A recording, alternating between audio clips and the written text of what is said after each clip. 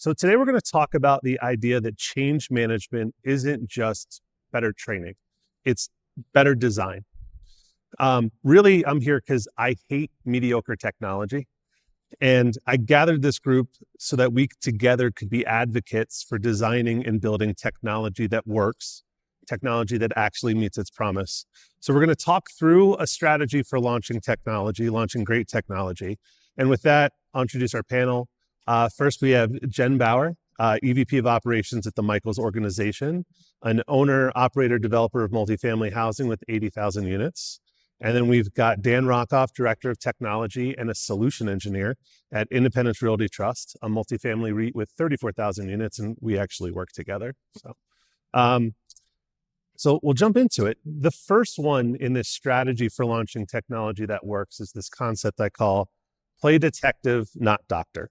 So this is probably the most critical one we're going to talk about, right? It means that as you're listening to your teams, you got to cut out all the noise. You got to push away the venting that you hear, peel back all the bad process, and actually find what the root cause is that needs to be solved, right? You have to make sure that you're solving problems and not treating symptoms.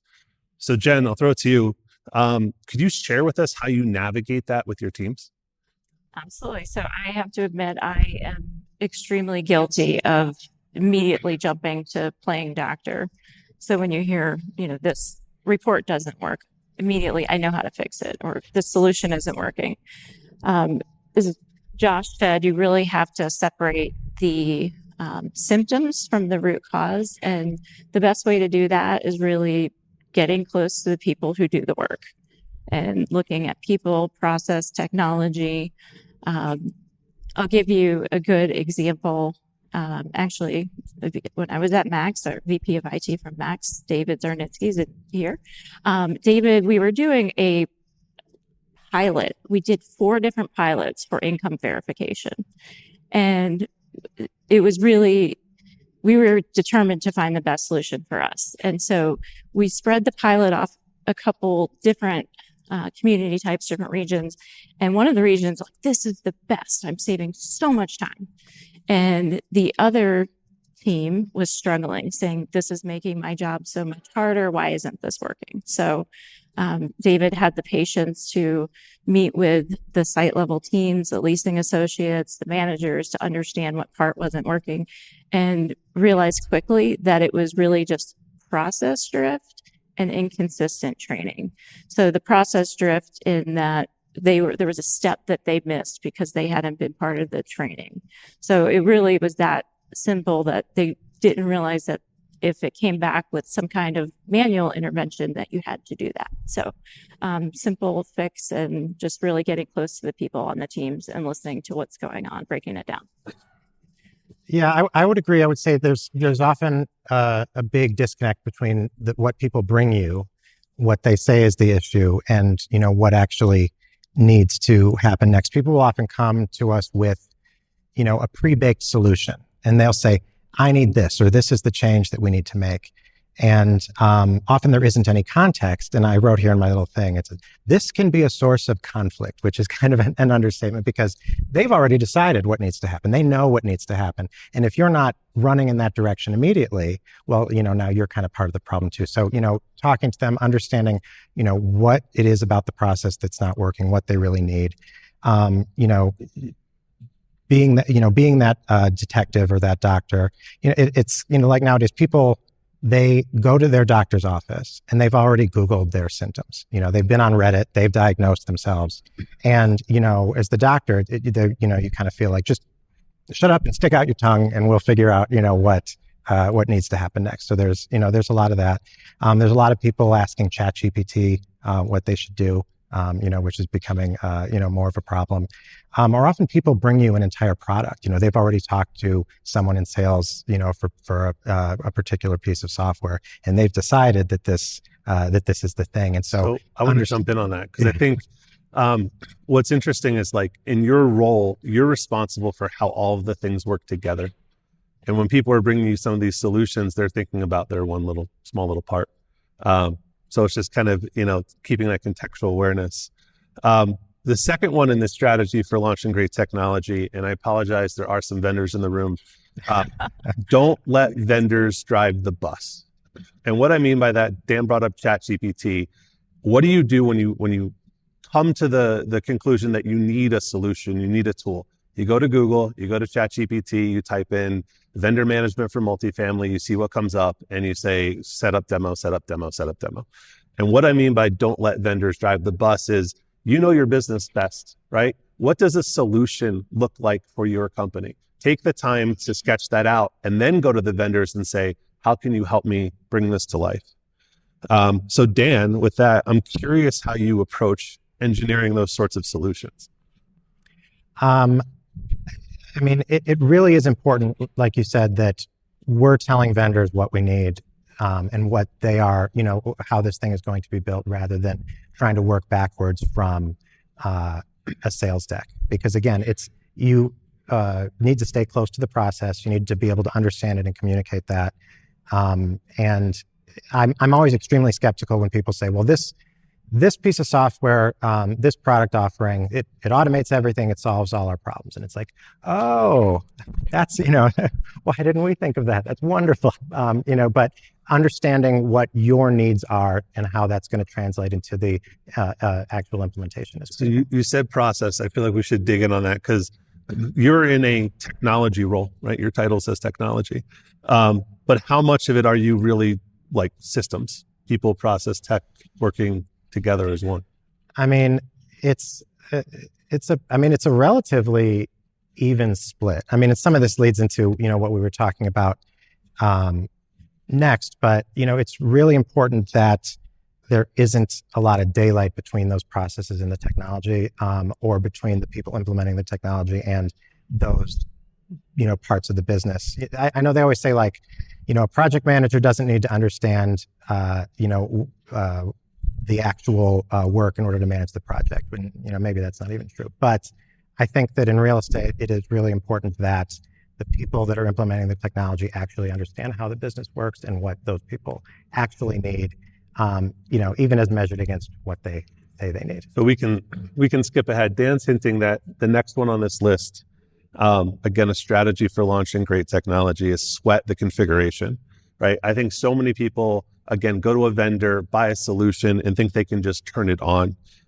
In my world, it's not set it and forget it. It is surgical precision to set this thing up so that it works with an understanding of what sort of exceptions can happen in the real world. So I guess, Dan, with that, anything to add? I know we kind of talked about that a little bit, but if configuration is the difference between good technology and great technology, how do you make sure you hit that bullseye?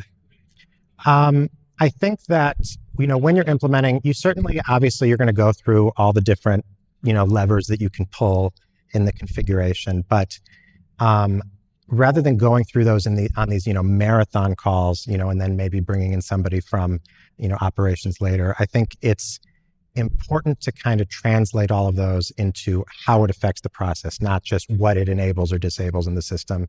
And, doing a lot of testing, because often, as I'm sure everybody, here will agree, there's what the configuration says it does, there's what it actually does, and then there's maybe how it interacts with, other configuration. And these are things that are not always apparent in documentation. They are not always there. It's not always possible to call attention to those things in those calls, because you're not going to know to ask that question yet. Yeah. So one thing I want to add, and I keep looking at the slide because it's such a good slide, but it's not up there. Number 4, this one was my favorite, sweat the configuration. I had all of my regionals in for a leadership meeting, kick off the year. And I told them, I said, you know what, we've done a lot in the past 8 months with tech implementation. You know what, we're not going to do another thing for the rest of the year, because we're going to focus on fixing what we have. So being relatively newer to the organization, I realized that every tech platform that we had was either not fully utilized, not configured correctly. Mm-hmm. So we're not maximizing what we have. And sorry to the supplier partners in here, but they cheered. They're like, oh, no more technology this year. But seriously, it really is important to get the configuration right. And we're going to take the time to do that. It's that important. So I'll give one back to the supplier partners, as you call them. So this one, again, strategy for launching great technology is focus on partnerships, not purchases. So I personally thrive in the middle of these big, scary, transformational projects, but I hate doing it alone. And I really want to feel like somebody's in the trenches with me, especially when it's, 11th hour and we figure out that there's some feature gap that's going to be a problem. We need to work together to figure out how to solve it. So I'll throw that one back to you, Jen. Like, what do you look for in a supplier or partner? So this is going to be a strange comparison, but really it's in sickness and in health. So your partner, really, you have to choose them wisely, almost like a relationship. So the first aspect is curiosity. Have you ever been on a first date and they didn't ask you a thing about yourself? Like, break that down to the technology side. Like, you want that partner to be truly interested in what your business is, how the business lines work, what your challenges are. And then the next thing is really that transparency, so that when things aren't going well, that they're there with you. And then really, again, a relationship analogy, but do you see yourself getting old with them, as far as the shared accountability? It's so funny you said that. So I apologize to everybody in the audience, but sometimes I have my greatest ideas in the shower. And I didn't share this with any of you, but I had the same analogy where I was like, it's the difference between someone that you'd be willing to go on a couple dates with and get to know versus who you're going to marry and spend your life with and share a house with. That's my view on good technology versus great technologies. You have to be compatible to that extent. Yeah, no, I mean, that's it. Well, and some of that starts to become apparent even really early on. I mean, one of the things that is always a red flag for me is dating or technology. You know what? Maybe it's both. But it's like this kind of I call it like it slices, it dices. Like this will solve all your problems. It does everything. That is is a red flag for me right off the bat. Like, I would rather hear, if there are gaps, I expect there to be gaps. It is perfectly fine, to share that with us. If we're going to be a partner, we need to understand, what the product does, what it doesn't do, how it meets our needs and where it doesn't meet our needs. And sometimes I feel like when you're, talking to vendors, there's an unwillingness to acknowledge what is a reality of, any sort of technology solution. And so that's always a red flag for me. I mean, especially with all the AI hype today, it is definitely difficult to parse out where we are today versus where we might be a year from now. The next one in this strategy for launching great technology is treat the pilot like a stress test. So Jen, you actually gave an explanation of a pilot, and I think most people are looking at pilots as a way to get to know a technology hands-on before making a purchase decision. I actually use them a little bit different, where I'm using it as a shakeout, right? I need to understand how it's going to perform in real world situation. I'm taking this configuration, this setup that we thought was super precise, and seeing if it actually performs that way. And then when it doesn't, making adjustments. I'll actually throw this to both of you. Any feedback on recent pilots you've run or things you maybe ran into that weren't expected? I mean, I would agree that I see in different places, there seems to be a different threshold for when you're going to pilot. And like you said, what a pilot is. There are some places where it's like, let 1,000 pilots bloom. So we'll just try anything and see how it works. So is the purpose of the pilot just to see if you like it, or is the purpose of the pilot where we've pretty much settled on this thing and now we're trying to, shake it out and figure out how this is going to work with our, like if you're an airline and you're selecting, the new Boeing, whatever, and the decision's been made, but now all, some of the details are being finalized. So I think. I absolutely agree that the point of the pilot is to break it. I have a software administrator, and she's always like, let me do that pilot. I want to break it, but very evil. But with the pilot, I think it really is what I've found when you're doing the pilots is you find out what that product solution actually does, because you don't fully understand what it does until you start using it. I'll break it to commercial. We just launched a new payroll system, and it was great for the LMS. It was great for our what was the other piece we used for? Talent management. Mm-hmm. But it didn't do the payroll part right. So it put the brakes on. But it's really to understand how it works for you and the best solution. So this next one on my list is evolve or go extinct. And this is really like a lesson learned from decades of doing this, because most change management stops at launch. But this is the idea that like technology that sits still becomes a fossil, right? It's a living thing. You need to water it. You need to feed it. You have to let it grow. It's got to continuously improve. Otherwise, your business is evolving and moving constantly and your tech doesn't keep up. So Dan, I don't know if you've got any input on how maybe you've solved that after launch. How do you keep the technology relevant? I mean, I think it's important. Yeah, you can't deploy it and walk away. Continually, soliciting user feedback.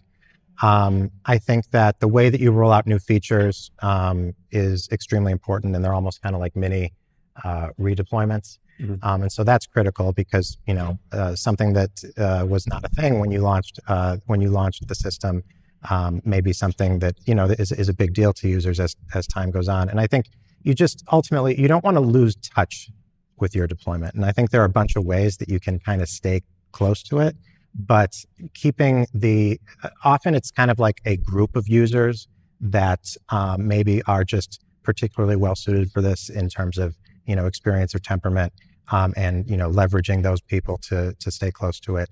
But yeah, I think it's definitely the kiss of death. Even if you did a really good job up until that point, to kind of just let it drift away from you after you've deployed it.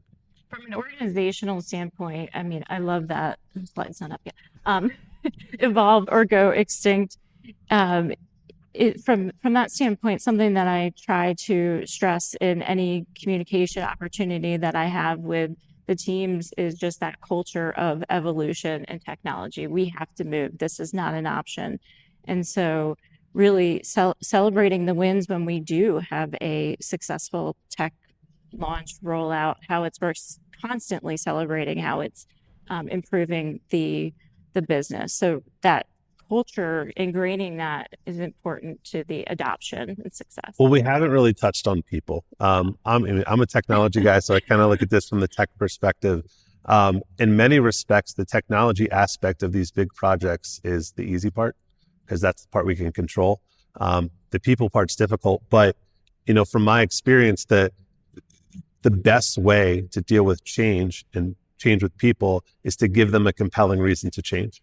So I think if you are following this sort of strategy, rolling out great technology, addressing real problems that they see firsthand, and giving them real solutions that actually work, then people come on board. And I would just say, one of the things that I feel is like this original sin of technology deployment is if you are deploying a solution instead of fixing underlying issues with process or people, it's just going to be a disaster. Anytime that any of these products or solutions are viewed as this silver bullet, it's never going to work out for you. I think you can learn a lot from the tech launches that went well. We had one product, looking at David again, and our teams loved it. They're like, we love this. I was like, okay, well, what do you love about this? Like, it just cut out so much time doing this whole move-in process and communication, and the product was Updater, and they absolutely loved it. So we learned a lot from that, what they were looking for in a product, and also that, again, I think we talked communication, but celebrating those wins, what it's doing, how it's contributing, and spreading that word. So I think we have 30 seconds. Are we good? I'll give you 30 seconds to wrap it up. So if you are a property management executive in this room and you're staring down the barrel of a big change, maybe worried about making that leap, kind of what's any parting words or advice? Don't treat it like technology, but treat it like really an operational transformation.